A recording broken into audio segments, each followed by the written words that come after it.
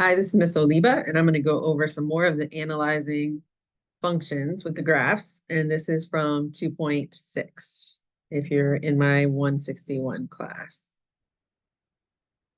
So here we go.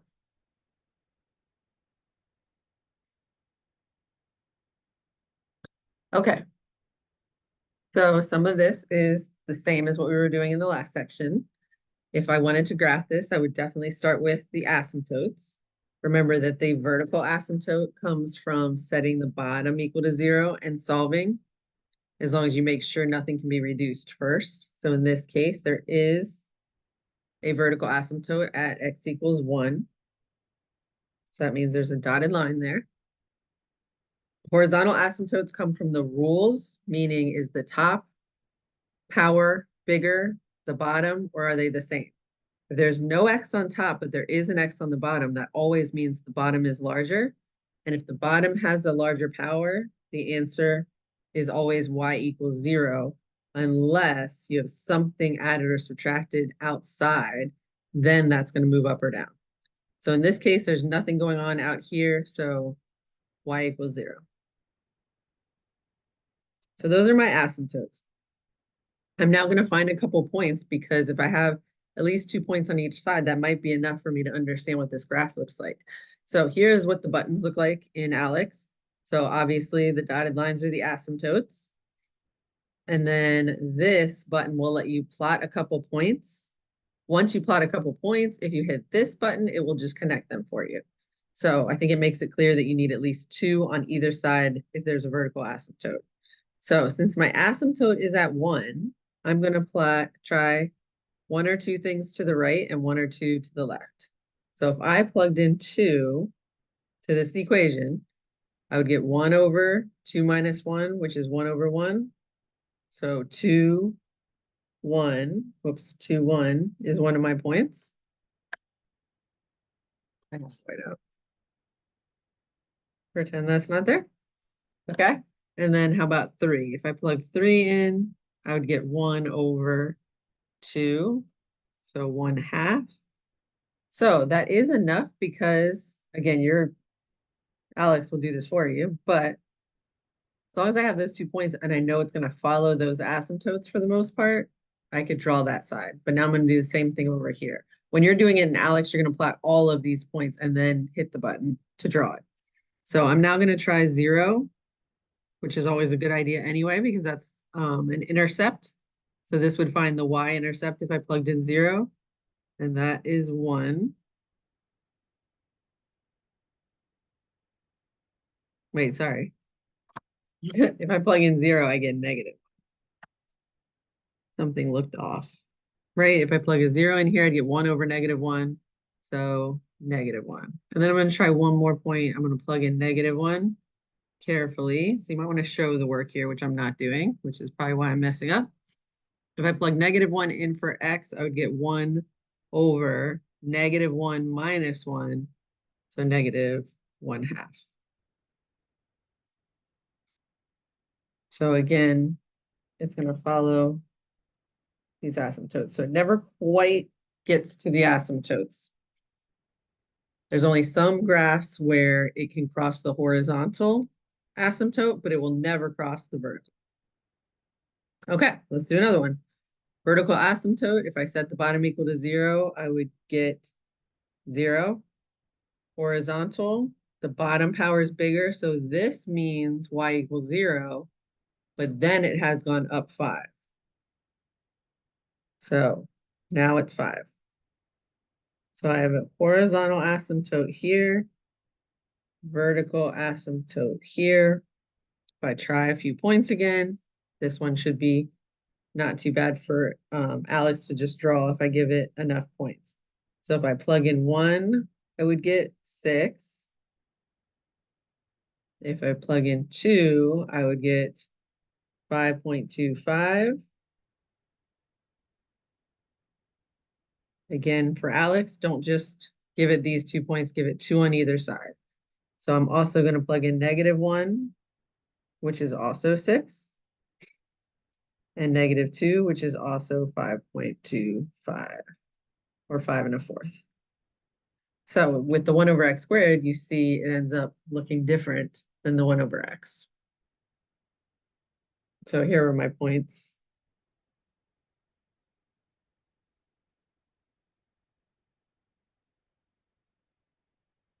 So it ends up being symmetric across the y-axis. So it's an even function. Okay, one more similar to this, vertical asymptote, x equals 3. Horizontal asymptote, this would mean 0, but then it went up 2.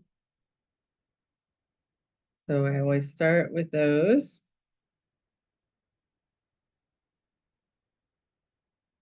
Plug in a few points. If I plug in, whoops, not 3. I'm plugging in 4 because it's next to that asymptote. If I plug in 4, this would be 1. 1 squared is 1, so this is all just 1 plus 2. So 4, 3 is a point. Let's try 5. If I plug in 5, and you can take your time and do these slower and then check. If I plug in 5, I would get 2 here, but then I square it, so I get 4. So this is really 1/4 plus 2. And now I'm going to plug in 2 on the other side. So 5, okay, 2.25. All right, I'm going to plug in 2, which is going to give me 3 again. And I'm going to plug in 1, which is going to give me 2.25 again. Again, take your time and see if you can see how I'm getting these numbers, because you want to be able to do them on your own.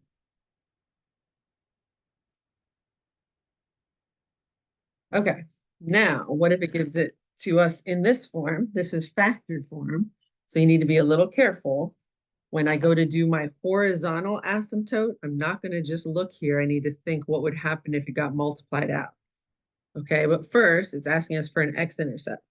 So remember, x-intercepts always have 0 for the y. So that means I'm going to come over and plug in 0 for the y over there.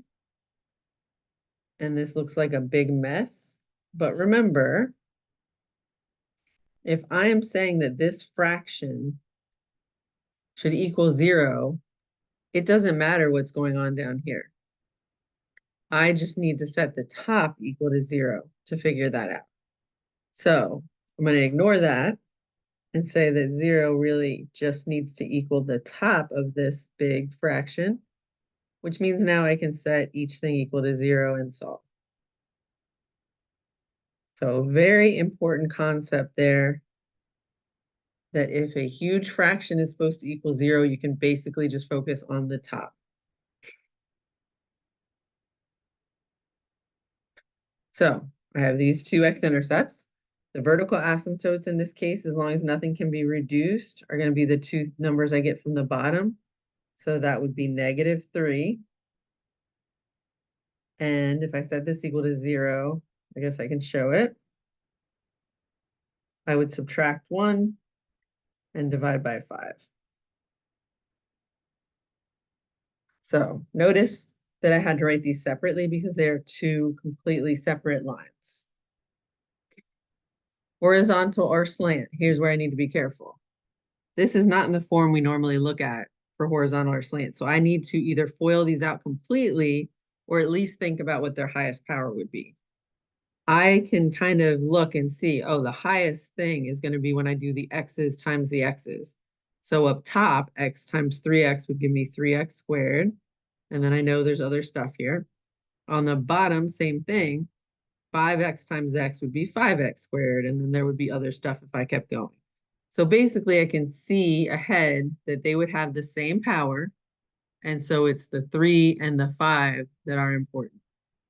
So there is a horizontal asymptote at y equals 3/5. And then finally, the y-intercept is what you get when you plug in 0 for the x's. So 0 plus 2, I guess I'll write it out. 3 times 0 plus 7, 0 plus 3, 5 times 0 plus 1. I don't normally write all that out because that looks more confusing than it is. Really, just 0 plus 2 means 2. 0 plus 7 means 7. 0 plus 3 times 0 plus 1. So I get 14 on top, 3 on the bottom. And remember, that was when the x equals 0. Okay. So if they told me to graph this one, I would definitely think about my asymptotes first, even if they didn't ask me. There is a horizontal asymptote at x equals 1. And there is a horizontal asymptote. Because these are the same, I use the numbers in front, the coefficients. So y equals 1. So those are my asymptotes. I'm going to plot a few points. Since this is 1, I'll try 2. 2 minus 7 is -5. 2 minus 1 is 1. So 2, -5 is one of my points. 3 would give me -4 over 2, so -2. So it looks like this one's gonna go like that. And now I'm gonna try on the other side. If I plug in 0, I would get 7. Just gonna kind of do that. And if I plugged in -1, I would get -8 over -2, so 4. So it's going down like that. Okay, again, lucky for you, you can plot these points and then just hit the button and it'll graph it for you. Okay, for this one, vertical asymptotes, I'm going to need to factor first. So remember, a difference of squares. You can factor x squared minus 9 into x plus 3 and x minus 3, which means we have 2 vertical asymptotes. And so they are x equals -3, because if you set this equal to 0 and solved, and x equals +3 because of this one. For the horizontal asymptote, the bottom power is bigger than the top because there's none on top. So y equals 0. So x equals 3, x equals -3, y equals 0. So this is the first time we have more sections happening. So I'm going to probably plot more points for this one. So if I plugged in -4, I would get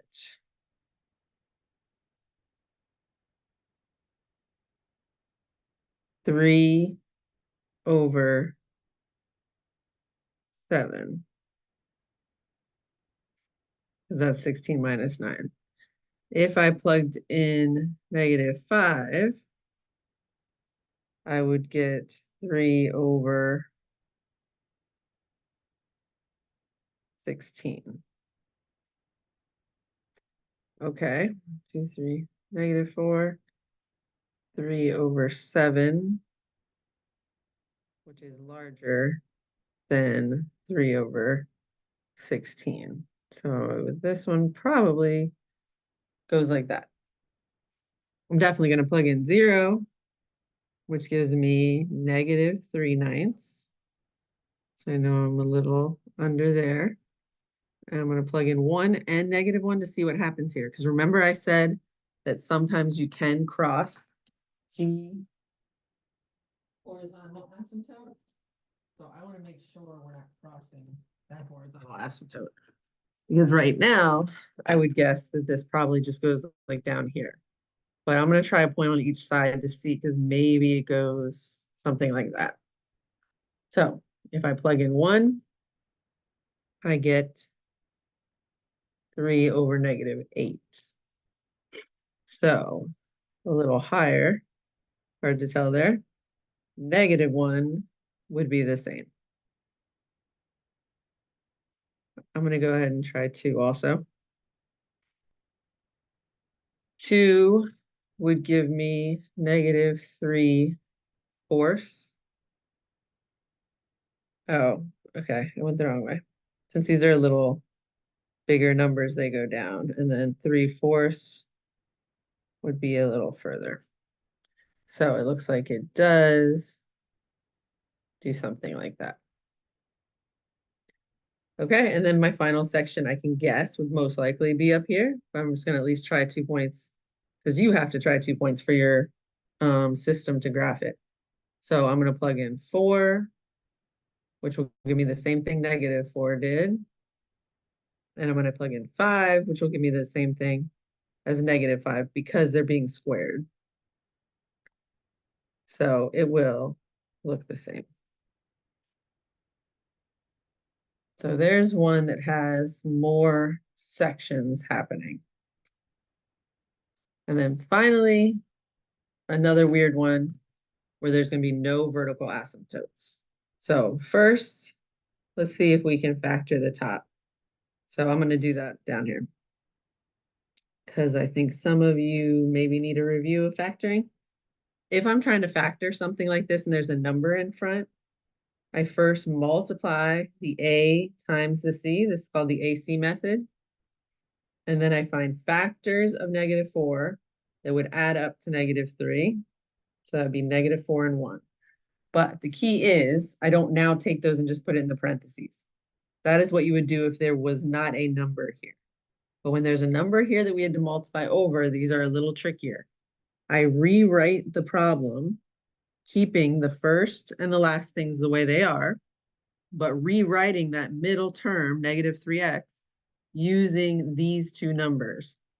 So I'm going to say -4x plus 1x. And the reason you do that is because now usually grouping will work to solve this. So what can you take out of the first two?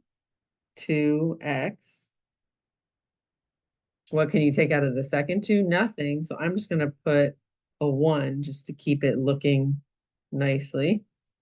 Because what should happen, hopefully most of the time, is you end up with these two parentheses matching, which means you can go another step and say, since both of these things have an x minus 2, I'm going to pull the x minus 2 out and then see what would be left. 2x would be left here, plus 1 would be left over here. So all of that was to factor the top into x minus 2 and 2x plus 1, just to see if anything could be crossed out. On the bottom, this looks like I could factor it, but because there's a plus there and not a minus, I can't. So I cannot factor the bottom. So when I go to do a vertical asymptote, I'm going to take the bottom and set it equal to 0 and solve. But what happens is I get a negative, and then I have to take the square root of that negative. This would give me an I, which means it's not going to help me in this problem. So there's actually no vertical asymptotes. For the horizontal asymptote, it's better to go back to this form where you can clearly see the highest power for the top and bottom are both x squared. And so taking the number on top and the number on the bottom, we now see that our horizontal asymptote would be y equals 2.